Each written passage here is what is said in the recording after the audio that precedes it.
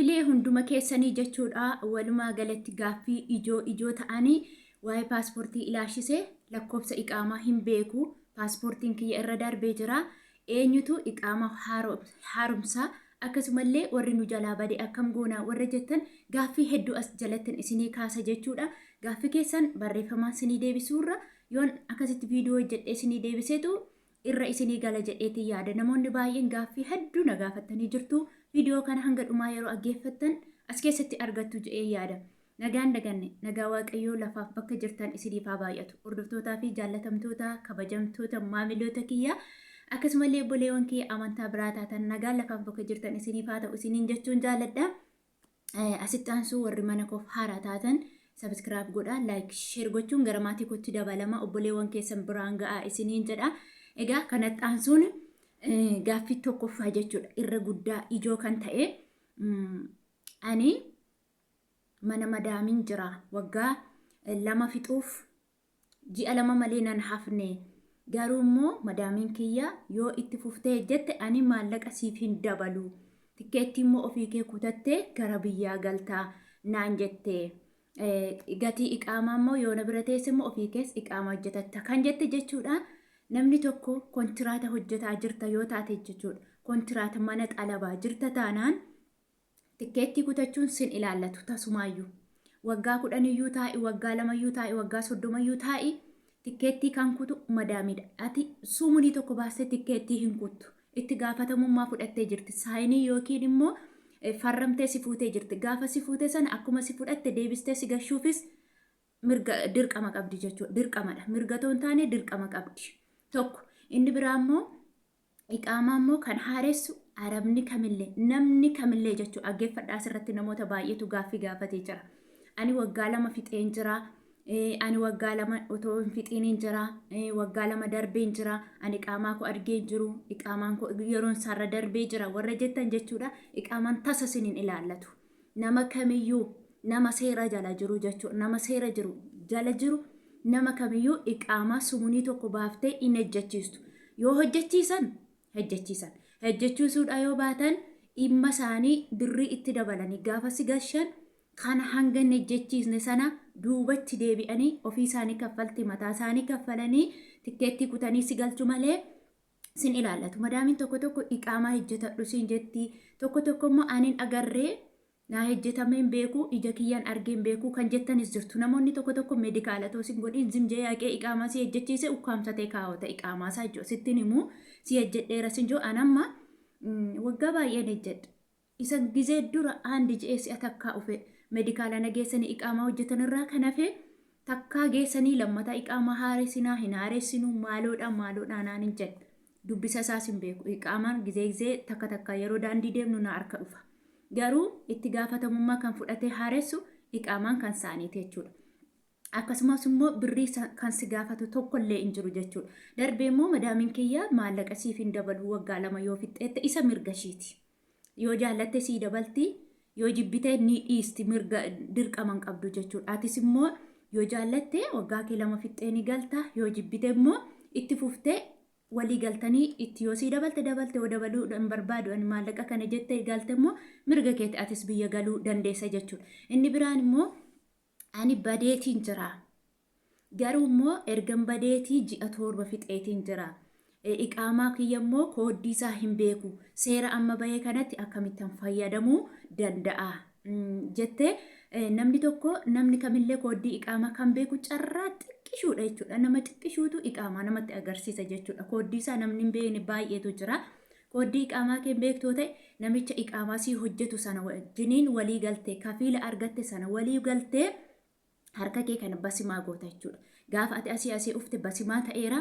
Gaafa iqaamaa hojjechiisames basimaa ta'eera waan ta'eef kooddii iqaamaa keessanii kan argachuu dandeessan bakka basimaatti jechuudha. Dhaqxanii harka keessan ashaaraa gootanii kafiila sii hojjetu aqu sana faana duratti kooddii iqaamaa eessaa fudhatu turan. Kafiila ati biraa badde sanatti dawwalamee birriin sii kaffalama jedhamee kafiila irraa kooddiin fuudhama. Maallaqni kafiila isa duraa ati biraa baddeef kaffalame.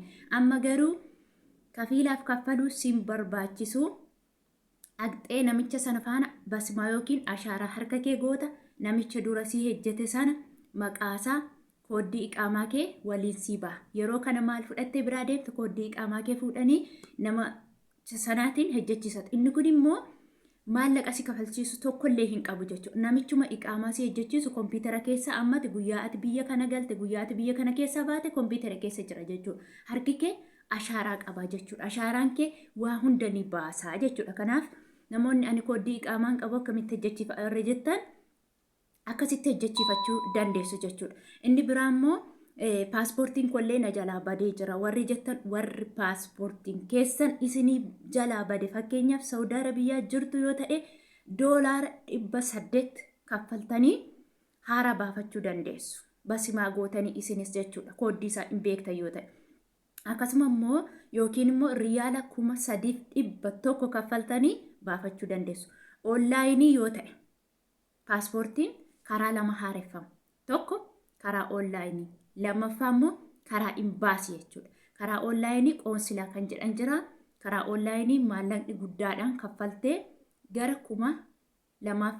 1,700 ol baaftee 1,700 kaffaltiidha.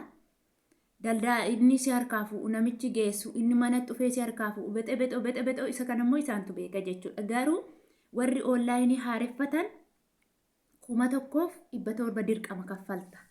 1,700 dirqama kaffalta riyaala warra ta'e jechuudha. Kanaafuu akkasuma immoo namoonni baay'een keessan jechuudha. Iqaamaan fakkeenya iqaamaan ana waggaa 2 ergan fixee itti fufeedhaan hojjetachuu yoon barbaade ofii koo. Madaamiin itti fufii hojjetadhu yoo jette isa lammataa irratti immoo eenyutu haaressa iqaamaa sana. Akkuma sila gaaffii masa silaa keessatti deebi'ee jechuudha. Isas kan haaressu isaanumadha jechuudha. Sin ilaallatu sin. Sumunii takkallee sin ilaallatu jechuudha. Maaliifin viidiyoo jedhee akka isin giraa isin hin gabbaane yookiin immoo akka isin hin dhibneef baay'ee geessan viidiyoo hanga dhumaatti otoo hin dhaggeeffatin gaaffii barreessu garuu seeraan otoo dhaggeeffatanii baay'een keessan ni isinii deebi'a. Inni biraa immoo ani paaspoortii kiyya ergan gara biyyaa ergeetii ji'a 4 fixee jira. Garuu gaafa naan jedhan sana immoo ji'a 3tti sii deebi'a naan jedhani maal inni kun rakkoonsaa kan jette fakkeenyaaf ani bara darbe Iid Alfaxirii kan jedhamu tan paaspoortii kiyya imbaasii geessame jechuudha. Kunoo waggaan isaa ji'a 1 malee hin hafne hammarraa paaspoortiin kiyyan dhufne jechuudha kan koo. Kanaan durallee viidiyoo isin jedhee jira namoonni dhaggeeffatanii jirtan jechuudha. Akkasumas immoo kanaaf obsaan eeggadhaa ni bahaa jechuudha. Ammallee ni bahaa jedhan koollee dawwalanii ni dhufaa eeggadhaa jedhan jechuudha. Feesbuukii marratti eeggadhaa ni dhufaa jedhan jechuudha. Hamma waggaa fixuuf xiqqoo malee nafne jechuudha. Akkasi ammoo inni biraa immoo jechuudha. Paaspoortiin kiyya expired ta'ee jira. Yeroon isaa irra darbee jira. Akkamitti tanaaressa warri jettan kafiila ati bira jirtu namicha ati bira jirtutu geessee itti gaafatamummaan sii haaressa. Kanaan duras viidiyoo irratti jedheen jira. Ofiisaa fudhatee dhaqee imbaasiitti geessee sii kenna jechuudha. Suuraa kee arbaan jedhanii lakkoofsa 4 ejjetama suuraa. Kanaan duras argisiiseen jira suuraa 2 shoortii 2 xiqqoo akka gurguddaa 2 wajjin. Fuula kee akkas ta'ee ka'eet immoo gurra kee irraa akkasitti. Gurra kee akkasitti lamaansaa. Akkasittiin jechuudha. Akkasittiin yookiin immoo mataa kee filtee duubatti akkanatti hiitee shoortii akkuma isa yeroo biyyaa dhuftaniitti jechuudha. Ni danda'ama ijaaba malee ni danda'ama ani ijaaba malee hin kenne jechuudha. Akkasii kanaafuu kafiilli kee yoo si geesse gaafa fudhattu garuu kan haqee fudhatu si. Kafiila wajjiniin dhaqxee kafiilli taa'ee ati teessee gaaffii si gaafatamutu jira.